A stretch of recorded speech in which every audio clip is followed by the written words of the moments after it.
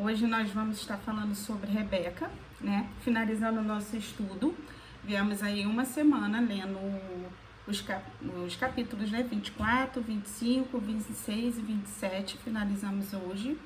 E Rebeca tem uma curiosidade, né? Algo que me chamou muita atenção, que ela foi uma resposta de oração. Então eu começo hoje falando, né? Para vocês e para mim.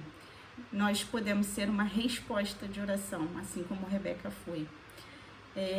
Se a gente voltar um pouquinho, a gente vai estar vendo que Isaac já tinha aproximado uns 40 anos, né? E Abraão, vendo que já tinha passado a idade, foi lá e pediu ao seu servo que voltasse até a tua parentela e achasse uma mulher para Isaac, para que ele não viesse estar tomando como mulher alguma mulher ali onde eles habitavam, porque elas serviam vários deuses, elas não compactuavam da mesma fé, né? Então ele pediu que seu servo voltasse até a sua parentela e trouxesse uma esposa para Isaac. E o servo, com uma missão importantíssima, perguntou a Abraão como que seria. Abraão abençoou orou, pediu a Deus e pediu que ele fosse. E o servo orou a Deus, né? Pedindo para que Deus mostrasse qual era a pessoa que realmente, a mulher que realmente Deus queria, para que essa mulher fosse mostrada, né? Ele pediu alguns pontos, como a gente pode ver no capítulo 24, no 14 começa falando, né? Seja, pois, que a moça a quem eu disser, abaixe agora o seu cântaro para que beba. E ela disse, bebe e também darei beber aos teus camelos. Então, ele pediu ao Senhor que esse fosse um código, né? Que esse fosse uma forma que ele reconhecesse que essa mulher era a mulher, que era a resposta de oração deles. E assim, com um ato de serviço, Rebeca demonstra o teu caráter, né? E Rebeca mostra que é a resposta de oração. Lá o ato de serviço dela foi, e ela disse, bebe meu senhor, e apressou-se e abaixou o seu cântaro sobre sua mão e deu-lhe de beber. No 19 ela ainda continua, e acabando ela de lhe dar de beber, disse, tirarei também água para os teus camelos, até que acabem de beber. E ali ela estava respondendo à oração de que o servo tinha feito a Deus. Então, um dos pontos que mais me chama a atenção, e eu me pergunto, será que eu estou sendo resposta de oração para alguém? Será que Deus está me usando para ser resposta de oração para alguém? Aqui Rebeca seria resposta de oração como esposa, mas muitas das vezes a gente pode ser resposta de oração com uma palavra, resposta de oração com um bom dia, resposta de oração com uma oração, né? Intercedendo, que nem eu coloquei lá no grupo para a gente estar intercedendo uma pelas outras. O Senhor tocou no meu coração e me impulsionou a convidar mulheres para fazer parte desse grupo. E algumas mulheres me relataram, outras eu acredito que não chegaram até a relatar, mas que isso tenha sido uma resposta de oração. E eu te pergunto, você está sendo resposta de oração? Você tem se permitido ser resposta de oração? Ou você está se tornando tímida, que nem eu era e fiquei por muito tempo, e se fechando para aquilo que Deus tem te pedido e te cobrado? Será que eu realmente me privei de ser resposta de oração durante muito tempo?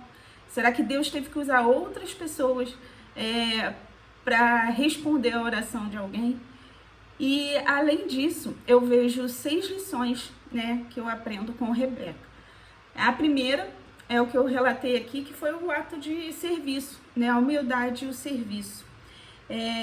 Rebeca, ela foi como eu falei, resposta de oração, quando Eliezer, estudos apontam que provavelmente tenha sido Eliezer, o servo que era o mais próximo de Abraão, então acredita-se que a Bíblia não relata o nome, mas acredita por estudos que ele que tenha sido o servo.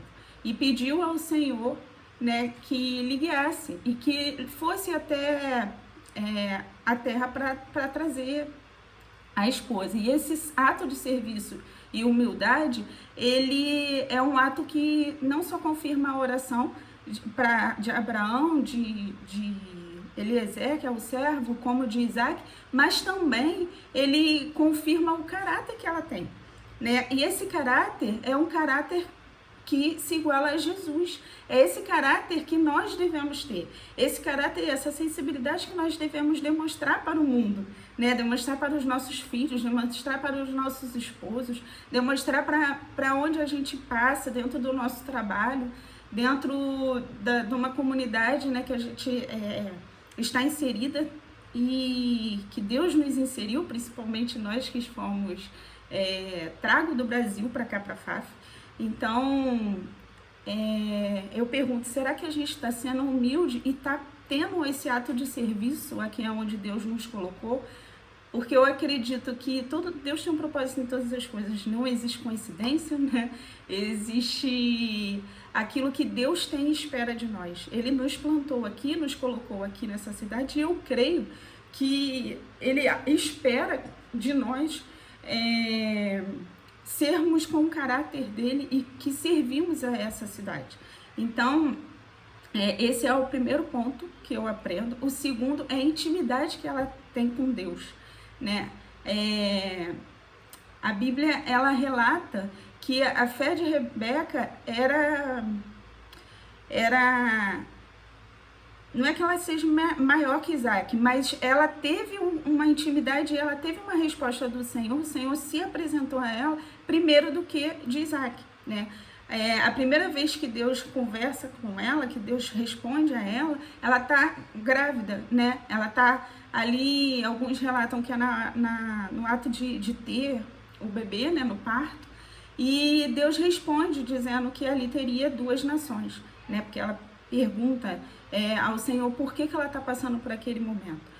Lembrando que Rebeca ficou 20 anos para ser mãe, né? Ela era estéril e seu esposo orou 20 anos incessantemente. Então, uma das passagens que a gente vê aqui é a paciência de Isaac, né? Isaac, ele em todo o percurso, ele não procurou uma concubina, ele confiou em Deus e ele pediu a Deus e orou 20 anos. E Deus deu esses filhos, né? Ele abençoou 2 vezes, deu gêmeos. E ali ela não foi pedir ao Isaac que orasse, que pedisse a Deus, que conversasse com Deus. Ela não foi pedir a alguém que viesse conversar com Deus. Pelo contrário, a intimidade que ela tinha com Deus fez com que ela fosse respondida pelo Senhor. Não sei se vocês já tiveram alguma experiência do dia para a noite. Às vezes a gente acaba esfriando na fé, mas do dia para a noite a gente chega, pede ao Senhor uma resposta. Eu já tive isso. E Deus não responde nada. E a partir do momento que você vai se entregando, conversando com o Senhor, se dedicando, estudando, orando, tendo seu momento de intimidade com o Senhor, você vai ficando mais sensível à voz do Espírito Santo. E ali, por isso nós entendemos que Rebeca tinha essa intimidade com o Senhor. A terceira lição que eu entendo aqui, que eu aprendo, é acreditar na palavra de Deus. Mesmo em meio às circunstâncias dos atos que ela teve, né, ela continuou acreditando que Deus iria realmente dar a primogenitura a Jacó e não a Esaú. Ela confiava e tinha o seu esposo como chefe do seu lar. Ela entendia isso. Só que ela não concordava que Isaac desse a primogenitura, desse a bênção da primogenitura sobre Esaú. E ali ela começou no desespero talvez, agir com as próprias mãos, né? Então nós vemos lá quando quando Isaac chega para Esaú e fala, vai lá, caça e faz um ensopado para mim que eu vou te abençoar. Ali ela ficou, em vez de esperar no Senhor, que seria o certo, o Senhor não precisa do nosso intermédio, o Senhor não precisa que a gente ajude Ele ou dê um jeitinho, o Senhor, Ele tem um propósito e Ele tem um momento para todas as coisas. Então ela se precipitou e ela foi lá e falou com o Jacó e pediu para Jacó buscar caçar, e ela fez um ensopado e ali ela automaticamente ela foi agindo para que realmente Isaac acreditasse que Jacó era Esaú.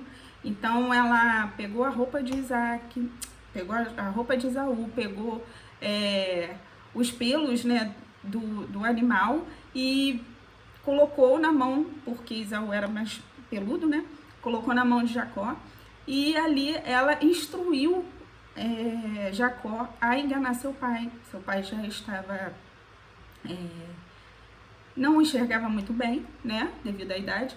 Então ali eles enganaram e Jacó, ele tem até uma sensibilidade de falar, mãe, se ele perceber, eu seria amaldiçoado em vez da bênção.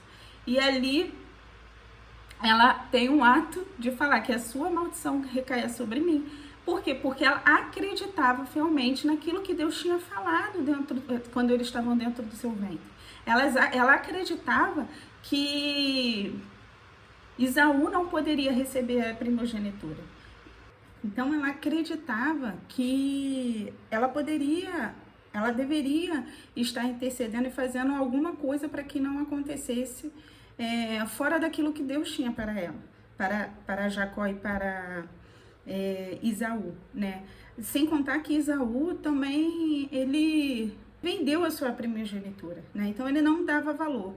Uma das coisas que a gente precisa também perceber é que Deus, ele não faz acepção de pessoas, né? Ele não escolheu Jacó. Ele, por ser onipresente, ele já sabia quais eram as escolhas de Jacó, ele já sabia que Jacó seria muito mais bem preparado para ficar com a primogenitura, para dar continuação àquilo que Deus já tinha prometido para Abraão, para Isaac, né? Então, Deus não faz acepção, Ele conhece o nosso coração, Ele entende, Ele sabe o que a gente vai estar, quais são as nossas escolhas. Então, Deus não fez essa escolha baseado em quem Ele queria, quem Ele achava ser melhor. Ele já conhecia o coração de Jacó, assim como nós. Ele já conhece o nosso coração. Ele sabe aquilo que nós estamos reclinados. Por isso que ele tem os propósitos dele para a nossa vida. A quinta lição, né, nós vemos aqui que o errado é errado e os fins não justificam os meios, né? Então, assumir a situação era um dos maiores erros de Rebeca. A partir do momento que ela assumiu essa situação, ela passou a não acreditar no Senhor, assim como nós. Nós também, a partir do momento que nós tentamos intervir, dar o nosso jeito, né, a gente começa a não acreditar naquilo que o Senhor está fazendo. E a partir do momento que nós estamos fazendo isso, nós já fomos seduzidos. Nossa mente já foi seduzida pelos enganos de Satanás. Quando isso acontecer, ore ao Senhor, peça ao Senhor que Ele te dê olhares espirituais, tá? Para que você possa viver além do que os olhos carnais podem ver. Peça a Deus discernimento do Espírito, para que a sua visão esteja de acordo e alinhado com a visão que Ele tem para você.